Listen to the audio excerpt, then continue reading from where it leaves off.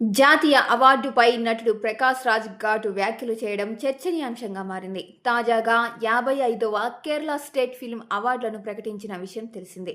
వీటిని ప్రకటించిన అనంతరం ప్రెస్ మీట్లో ప్రకాష్ రాజ్ వైరల్ కామెంట్స్ చేశారు. జాతీయ చలనచిత్ర అవార్డుల విషయంలో జ్యూరీ సభ్యులు రాజీ పడుతున్నారని చెప్పడానికి నేను భయపడను. కేరళ రాష్ట్ర అవార్డుల జ్యూరీ కమిటీకి నేను చైర్పర్సన్గా ఉండటం ఆనందంగా ఉంది. కేరళ కమిటీ వాళ్ళు నాకు ఫోన్ చేసి అవార్డుల ఎంపిక కోసం అనుభవజ్ఞానులైన బయట వ్యక్తులు కావాలని అడిగారు.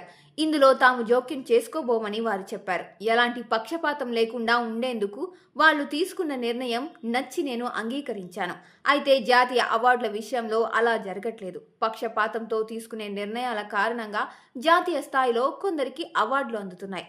అలాంటి జ్యూరీ, అలాంటి ప్రభుత్వాలు ఉన్నప్పుడు మమ్ముట్టి లాంటి గొప్ప వ్యక్తులకు జాతీయ అవార్డుల అవసరం లేదు అని ప్రకాష్ రాజ్ కామెంట్స్ చేశారు. ప్రస్తుతం ఈ వ్యాఖ్యలు వైరల్గా మారాయి.